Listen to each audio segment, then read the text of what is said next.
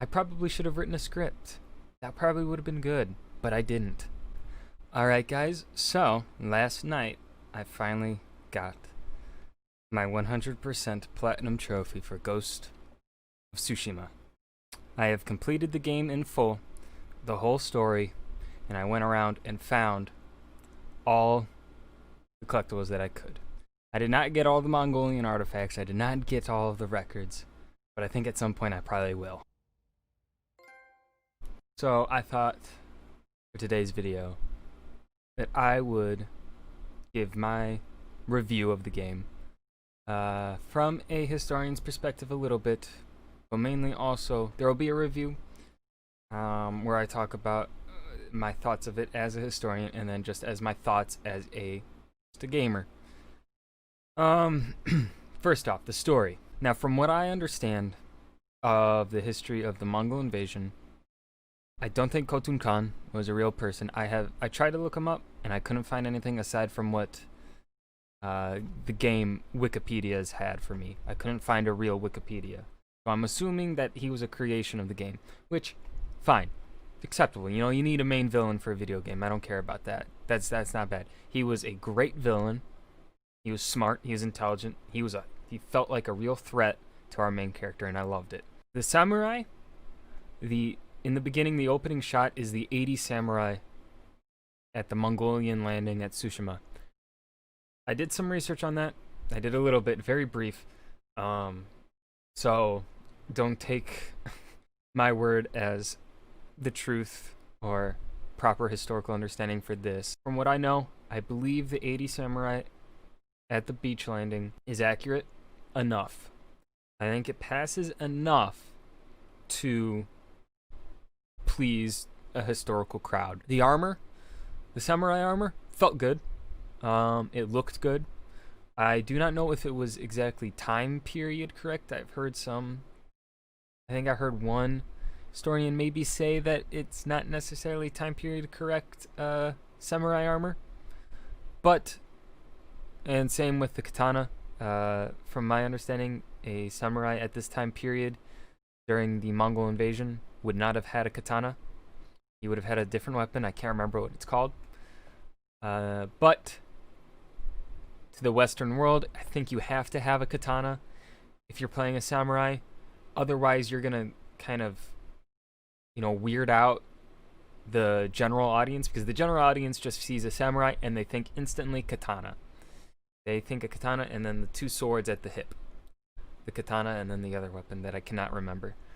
The tanto? Is that what it's called?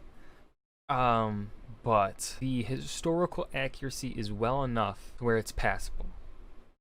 And I think this is one of those games where it didn't necessarily need to be historically accurate, but they put in little bits of information that I feel were great. And I like that I don't think they've ever claimed that it is a historically accurate game. They never claimed that. They never went out and said, this is a history game. This is a historical game of 13th century Tsushima during the first Mongol invasion. They never said that. They said this is a game about Jin Sakai. Jin Sakai is going from samurai to the ghost of Tsushima, who is essentially a shinobi. From what the research I have seen and the videos that I have watched, a samurai would do whatever it took to win. So the idea of dishonorable tactics by, stabbing an enemy in the back to defeat an invader of your home, not historically accurate, but it serves the story that they are trying to tell. And I think that is what's most important. They take liberties where I feel it's appropriate for them to take liberties. I'm gonna be honest, a completely historically accurate game in terms of gameplay would probably be boring. Like a regular bandit, you're one-on-oneing a bandit as a samurai. The chances of that bandit even coming close to landing a hit, 0 to a trained samurai in full armor. But for the purpose of the game, you have to make even a bandit a little bit of a threat. Otherwise, you're gonna miss the mark. And so I think the liberties that they took are totally fine and acceptable. And what also is very important is that I think I'm just going to talk about the story right now. This is a little rain is everywhere kind of review. 'Cause I just finished it last night before I am recording this. The story is phenomenal. This is honestly one of the best games I've ever played. The story is great. I personally really love the story.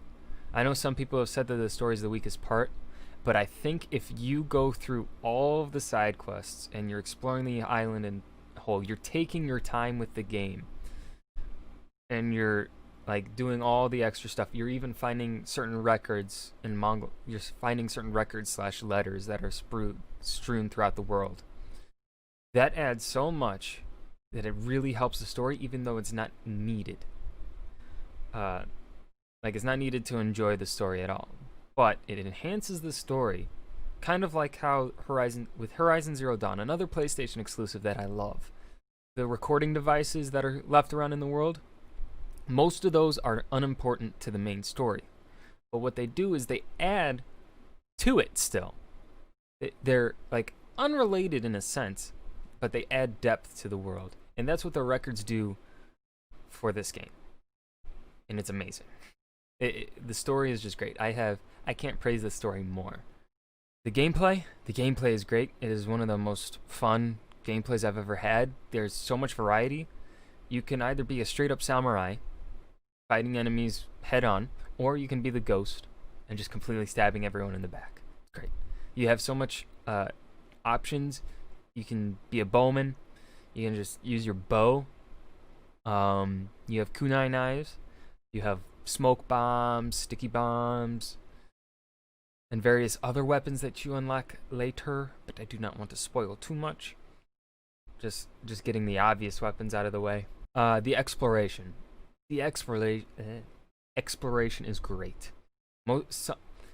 Probably the most fun exploration I've ever had in a game, because I am totally willing, now that even after completing the game, getting my platinum trophy, there's a part of me that wants to turn on my PlayStation, put the disc in, and just run around the island of Tsushima looking for things that I've missed.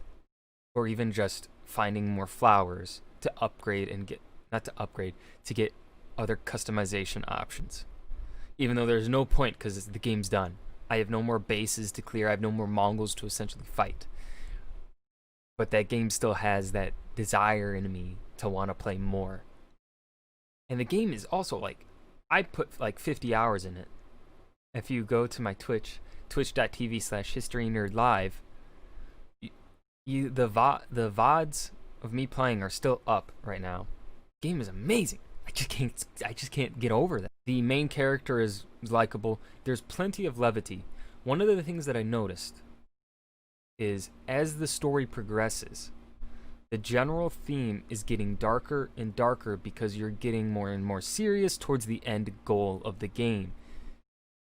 Like the first part is pretty lighthearted, especially with side quests. They are more lighthearted, and there's more levity and more jokes. Second part, it gets a little darker, but there's still that levity. The third part is a really dark area. They touch on some serious stuff. I mean, they touch on some serious stuff throughout the whole game, but really in Act 3, you really start to see it. And it's done so well and so smoothly that like you're not overwhelmed by the darkness of the story, because they intertwine plenty of levity to, not depress you. And I think that is oh so important for a game. They were able to find that balance between seriousness and levity that has just made me really love the game. Because obviously you're not going to be serious into all the time. Especially in a time of war. You don't need seriousness the entire time. In fact, in a time of war, I'd say you probably need more levity. You would find more reasons to make jokes, to make lighthearted comments, so that your morale stays up, and so that everyone around you is generally happier, and so you don't give in to the invading army. If you can't tell, I'm not a reviewer. I've never really reviewed a thing before. Yeah, this game was great. I probably should have written a script. That probably would have been good, but I didn't. I give this game, honestly, there are bugs. there are some issues that I think in the gameplay that kind of takes you out of it a little bit sometimes. Just small, very small things, very small things. But overall, the game is beautiful. One of the most beautiful games I've ever played. I think in the end, I'm gonna be honest. I think I'm gonna have to. Don't want to give it a 10 out of 10 because no, I'm gonna give it a 10 out of 10. I am giving Ghost of Tsushima 10 out of 10 because of the way the story impacted me and how much I found myself enjoying the story. How there was never really a moment where I was bored of the game. I wanted to keep playing all the time. But you can't, you gotta sleep and eat. And I'll definitely be replaying this game at some point. This is one of the greatest games I've ever played, honestly. I don't know if that's just me because growing up, I was always a fan of Japanese culture growing up in samurai as a kid. So I don't know if that's just because of that's made me love the game more. But I just love it. And I think if you have a PlayStation, I think it's definitely worth checking out. I'd never really say that PlayStation exclusives are system sellers, but the fact that PlayStation has so many amazing games, like I'll give 3 right off the bat that have been released in the past 4 years. Those being Horizon Zero Dawn, God of War, and Ghost of Tsushima. I think those 3 combined, I think those games are enough to really, I'd say, probably be worth getting a PlayStation 4. Actually excluding Horizon Zero Dawn because that's coming to PC. So I'm gonna have to put in Marvel's Spider-Man in place of Horizon Zero Dawn, since Zero Dawn is coming to PC. But yes, this game is a 10 out of 10. I love it. I think it's one of the best games I've ever played. The story was great. And yeah, I think that's gonna do it for today. Hope you enjoyed. Remember to hit that like button and subscribe for more. I'll be probably making I'll probably be editing some of the footage that I have from my gameplay of Ghost of Tsushima for later vids. Those are going to be a bit away because it's going to take me a while to edit them to the quality that I want them to be, because I want these to be a special kind of video. It's not going to overtake the React content whatsoever, but I want these videos to be like kind of special and rare to kind of make it worth it, I guess, and so that they're just not plain old gameplay video. And that it's going to be stream highlights, etc., stuff like that. So I hope you guys would enjoy those videos, and I hope you check them out when they do come eventually. Yeah, that's my Ghost of Tsushima review. I'll see you guys in the next video. Thank you.